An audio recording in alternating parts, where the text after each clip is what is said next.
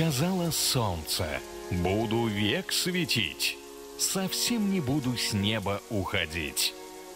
Ответил дождь: я буду день за днем все заливать потоками кругом. Сказала солнце: но ведь ты вода, в грязь превращаешь землю ты всегда. А дождь в ответ: ты ото дня ко дню все жарче, хлеб сжигаешь на корню. Сказала солнце: от моих лучей и плод, и свет земле обширной всей.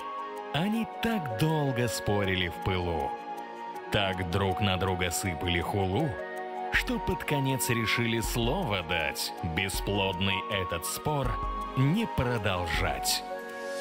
И дождь, и солнце с тех до наших пор не нарушают этот уговор.